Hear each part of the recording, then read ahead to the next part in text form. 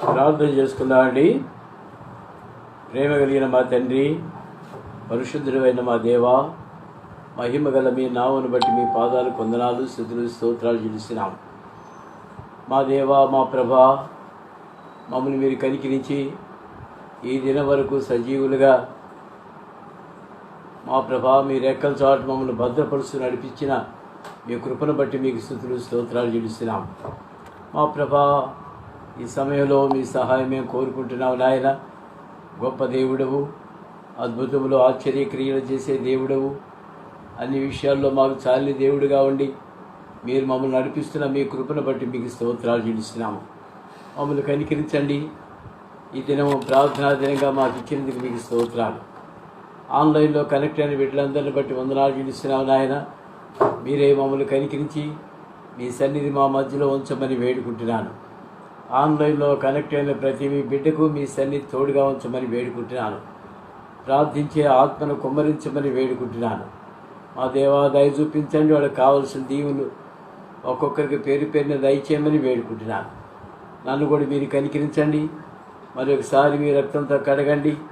మరొకసారి మీ అగ్నితో కాల్చండి, పవిత్రపరచండి.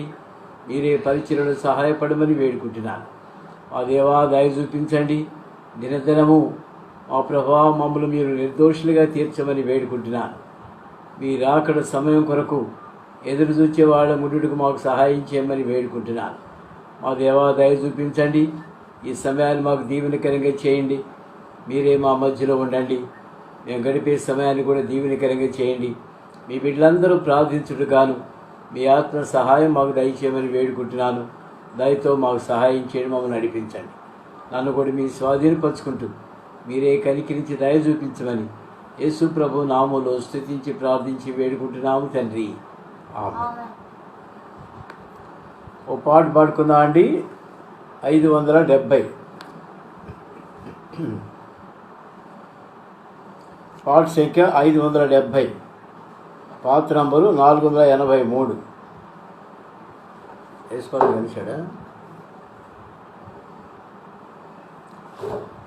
అడుగుడి మీరు మన ప్రభువిచ్చున్, తప్పక ఇచ్చున్, అడిగెడు ప్రతివాడు పొందున్. అడుగుడి మీరు మన ప్రభువిచ్చున్, తప్పక ఇచ్చున్, అడిగెడు ప్రతివాడు పొందున్. భక్తులు విశ్వాసముతో ప్రార్థించి పొందిరి. భక్తులు విశ్వాసముతో ప్రార్థించి పొందిరి. వారి జీవితముల నుంచి చూచి, వారి జీవితముల నుంచి చూచి, మీ మేలు కొరకై ప్రార్థించి పొందు. మీ మేలు కొరకై ప్రార్థించి పొందు. అడుగుడి మీరు మన ప్రభువిచ్చున్, తప్పక ఇచ్చున్, అడిగెడు ప్రతివాడు పొందున్. అడుగుడి మీరు మన ప్రభువిచ్చున్, తప్పక ఇచ్చున్, అడిగెడు ప్రతివాడు పొందున్. మనలో తన శక్తి కొలది అనుగ్రహించును. మనలో తన శక్తి కొలది అనుగ్రహించును. ఊహకు మించి చేయు దేవునిని, ఊహకు మించి చేయు దేవునిని, మీ మేలు కొరకై ప్రార్థించి పొందు. మీ మేలుల కొరకై ప్రార్థించి పొందు. అడుగుడి మీరు మన ప్రభువిచ్చున్, తప్పక ఇచ్చున్, అడిగెడు ప్రతివాడు పొందున్. అడుగుడి మీరు మన ప్రభువిచ్చున్, తప్పక ఇచ్చున్, అడిగెడు ప్రతివాడు పొందున్. మన ప్రార్థనలాలకించి సంతృప్తి చెందును. మన ప్రార్థనలాలకించి సంతృప్తి చెందును. తన నామమునకు మహిమ కలుగా, తన నామమునకు మహిమ కలుగా, మీ మేలుల కొరకై ప్రార్థించి పొందు. మీ మేలు కొరకై ప్రార్థించి పొందు. అడుగుడి మీరు మన ప్రభువిచ్చున్, తప్పక ఇచ్చున్. అడిగెడు ప్రతివాడు పొందున్. అడుగుడి మీరు మన ప్రభువిచ్చున్, తప్పక ఇచ్చున్. అడిగెడు ప్రతివాడు పొందున్. ఇది వరకు మీరేమియో అడుగకుంటిరి. ఇది వరకు మీరేమియో అడుగకుంటిరి. మీరానంద భరితులగునట్లు, మీరానంద భరితులగునట్లు, మీ మేలు కొరకై ప్రార్థించి పొందు. మీ మేలు కొరకై ప్రార్థించి పొందు. అడుగుడి మీరు మన ప్రభువిచ్చున్, తప్పక ఇచ్చున్. అడిగెడు ప్రతివాడు పొందున్. అడుగుడి మీరు మన ప్రభువిచ్చున్, తప్పక ఇచ్చున్. అడిగెడు ప్రతివాడు పొందున్. దేవునికేదైనాను చేయనా సాధ్యమా? దేవునికేదైనాను చేయనా సాధ్యమా? సర్వశక్తి గల మన దేవునడిగి, సర్వశక్తి గల మన దేవునడిగి, ప్రభు మహిమ కొరకై ప్రార్థించి పొందు. ప్రభు మహిమ కొరకై ప్రార్థించి పొందు. అడుగుడి మీరు మన ప్రభువిచ్చున్, తప్పక ఇచ్చున్. అడిగెడు ప్రతివాడు పొందున్. అడుగుడి మీరు మన ప్రభువిచ్చున్, తప్పక ఇచ్చున్. అడిగెడు ప్రతివాడు పొందున్.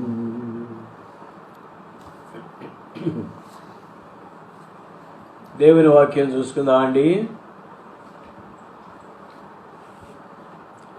2వ సమూయేలు గ్రంథము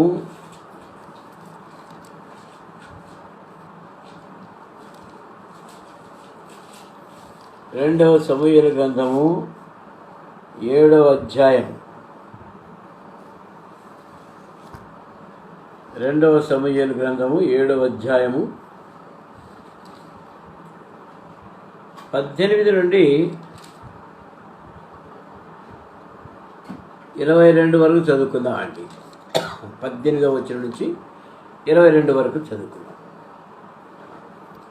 దావీదు రాజు లోపల ప్రవేశించి యెహోవా సన్నిధిని కూర్చుండి ఇలాగ మనవి చేసింది. నా ప్రభువా యెహోవా, ఇంతగా నీవు నన్ను హెచ్చించుటకు నేను ఎంతటి వాడను? నా కుటుంబము ఏ పాటిది? హెచ్చుగా చేసినదంతయు నీ దృష్టికి కొంచెమై మానవుల పద్ధతిని బట్టి బహుకాలము జరిగిన తర్వాత నీ దాసుడైన నా సంతానమునకు కలుగుబోవు దానిని గూర్చి నీవు సెలవిచ్చున్నావు. యెహోవా నా ప్రభా, దావీదు అను నేను ఇక నీతో ఏమి చెప్పుకుందును? యెహోవా నా ప్రభా, నీ దాసుడైన నన్ను నీవు ఎరిగి ఉన్నావు. నీ వాక్కును బట్టి నీ ఇష్టానుసారముగా ఈ ఘనకార్యములు జరిగించి నీ దాసుడగు నాకు దీన్ని తెలియజేసి. కాబట్టి దేవా యెహోవా, నీవు అత్యంతమైన ఘనత గలవాడువు. నీ వంటి దేవుడు ఒకడునూ లేడు. మేము విని దాని అంతటిని బట్టి చూడగా నీవు తప్ప దేవుడెవడనూ లేడు. ప్రేమగలుడు మా తండ్రి, పరిశుద్ధుడైన దేవా, మరొకసారి మీ సన్నిధిలో ప్రార్థిస్తున్నావు నాయన. మీ లేఖన భాగం ధ్యానించడానికి మీ సహాయం దయచేయండి. మీ ఆత్మతో నింపండి. మీరే మాతో మాట్లాడుతూ రమ్మని వేడుకుంటున్నాను. మీ మాటలు మాకు దయచేయమని వేడుకుంటున్నాను నాయన. దయతో కనికరించండి. మీరే మీ వాక్య భాగం విడుదల చేయండి. మా హృదయాలతో మాట్లాడమని వేడుకుంటున్నాను. మమ్మల్ని మీ స్వాధీనపరుచుకుంటూ నన్ను కూడా మీ కృపాసల భద్రపరచమని యేసు ప్రభు నామంలో స్తుతించి ప్రార్థించి వేడుకుంటున్నాము తండ్రి. ప్రియమైన వాళ్ళారా, రెండవ సమూయేలు గ్రంథము 7వ అధ్యాయం మనం ధ్యానిస్తున్నాము. నాతాను ద్వారా చాలా మాటలు దావీదుకు చెప్పమని దేవుడు చెప్పాడు. మరి అవన్నీ జ్ఞాపకం చేసుకోవటానికి మళ్ళీ సమయం చాలదు, కానీ కాంటెక్స్ట్ కోసం మీరు ఒక్కసారి ఒక్క మాట మాత్రం జ్ఞాపకం చేస్తున్నాను. 14వ వచనం చూడండి. నేను అతనికి తండ్రినై ఉండును, అతడు నాకు కుమారుడై ఉండును. అతడు పాపము చేసిన నరుల దండముతోనూ మనుషులకు తగులు దెబ్బలతోనూ అతను శిక్షించును. కానీ నిన్ను స్థాపించుటకై నేను కొట్టివేసిన సౌలునకు నా కృప దూరమైనట్లు అతనికి నా కృప దూరము చేయను.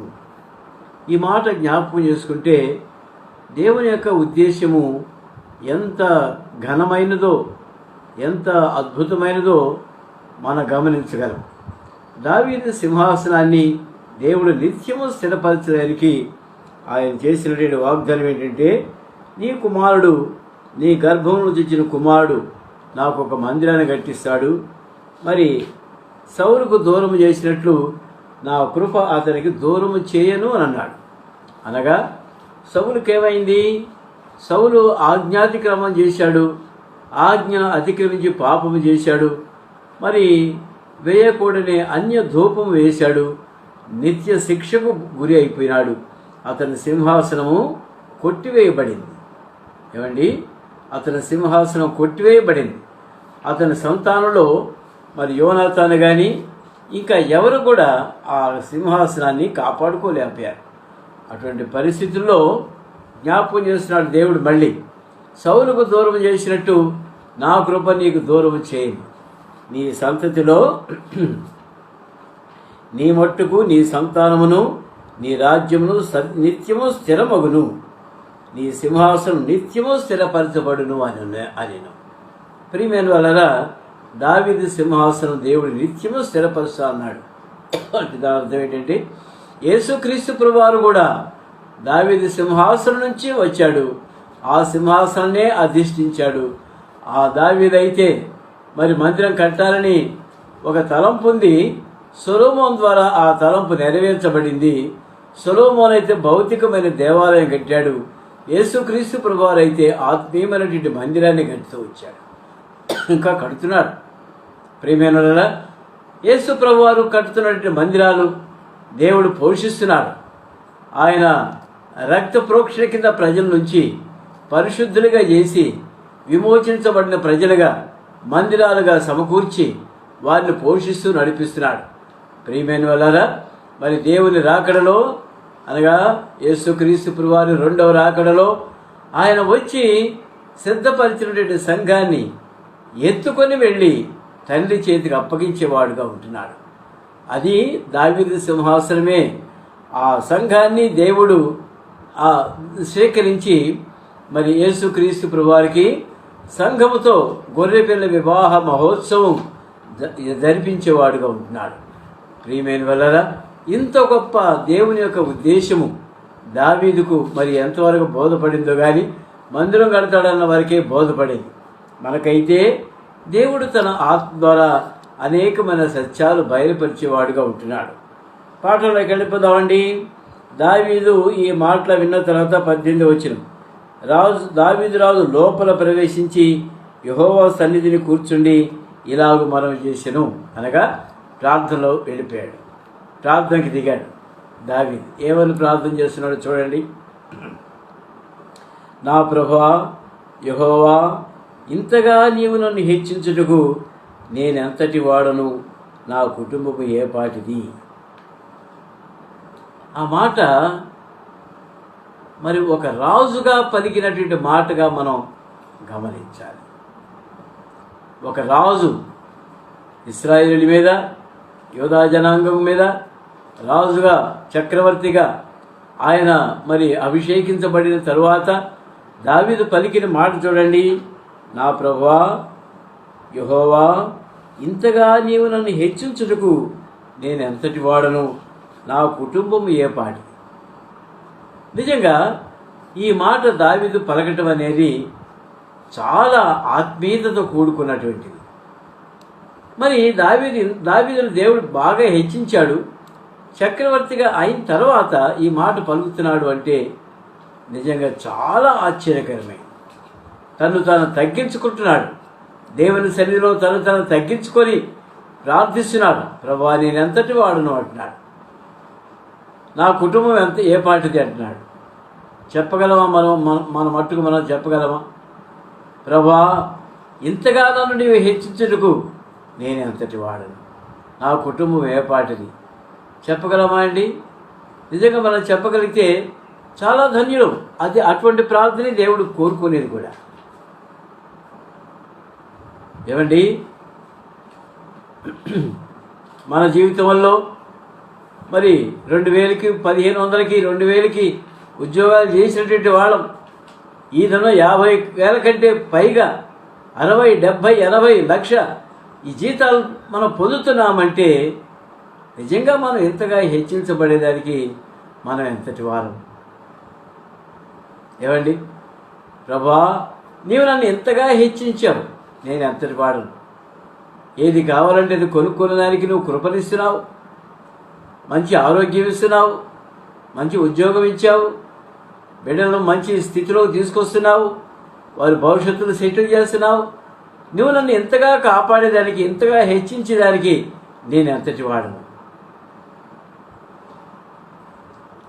ప్రియమైన వాళ్ళారా, దేవుని సన్నిధిలో ఒక విశ్వాసి ఈ ప్రార్థనే చేయవలసిన వాడు.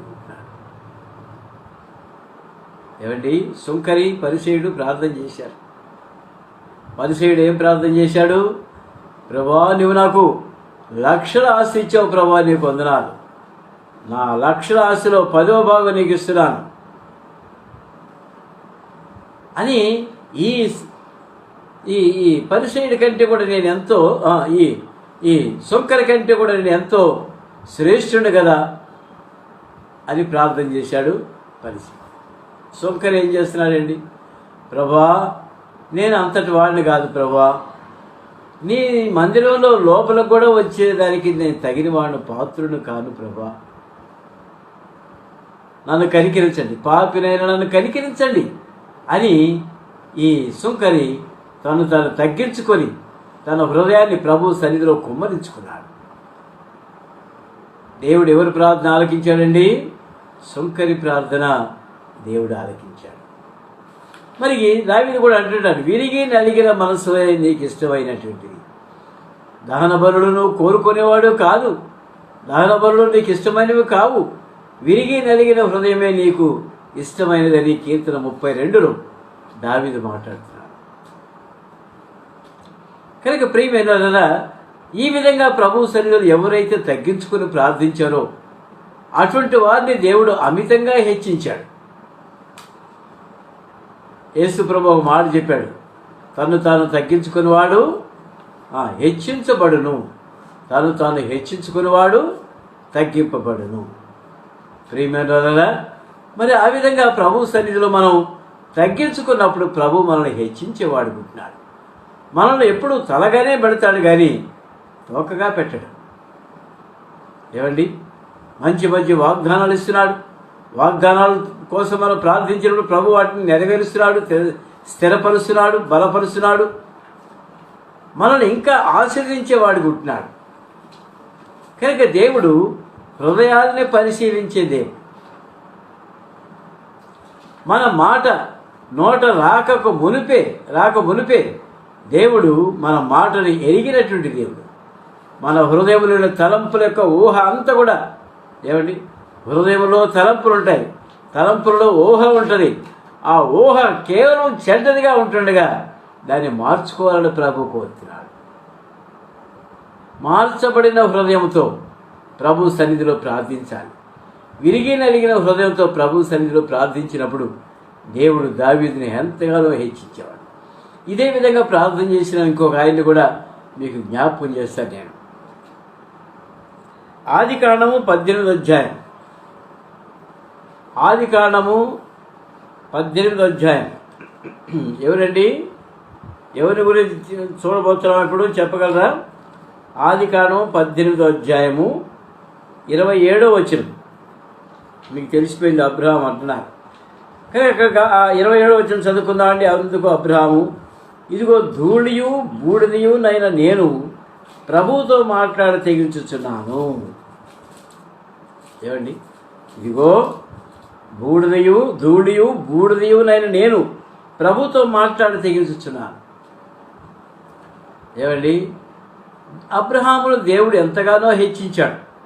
ఒక రాజు అంటాడు, నీవు మాకంటే బలమైన వాడు అని మేము ఎరుగుదుమని అన్నాడు.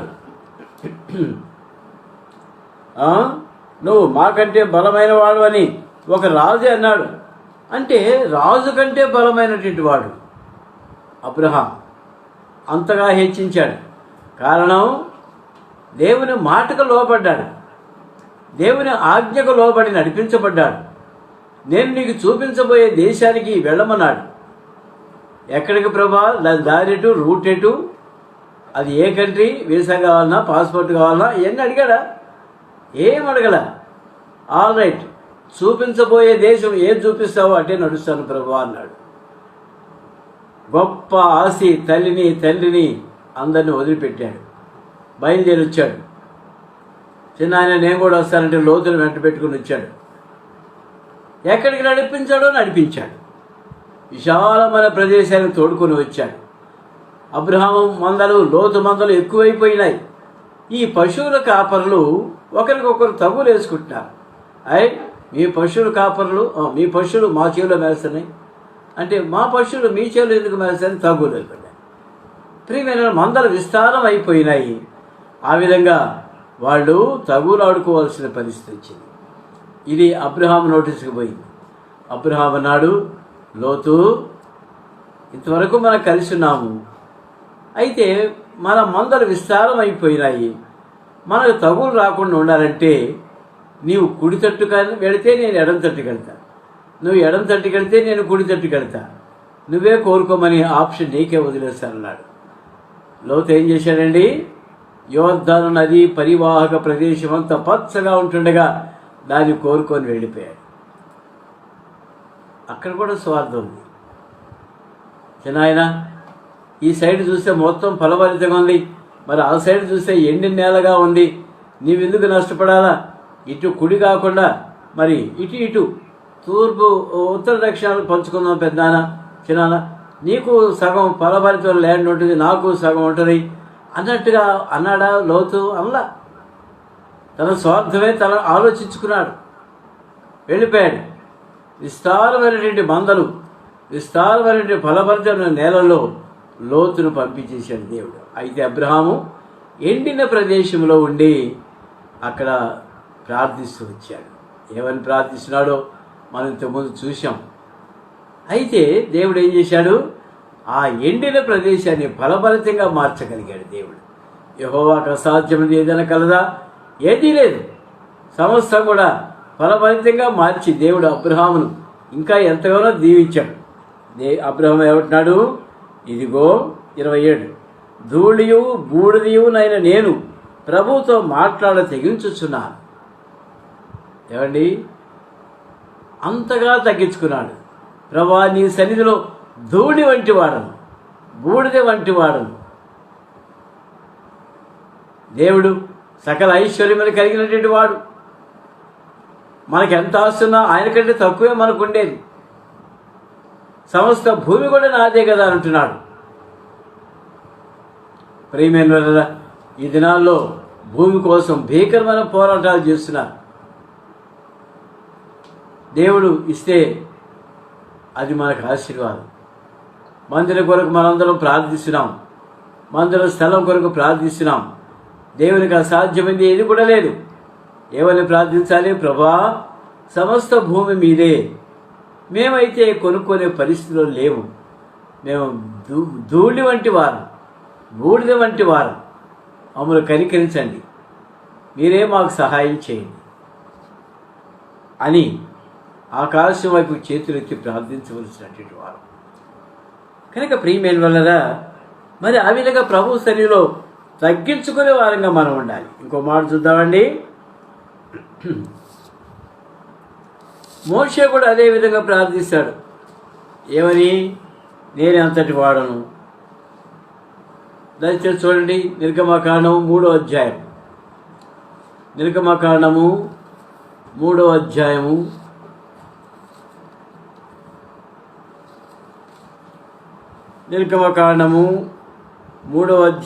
11వ వచనం చదువుకుందామండి.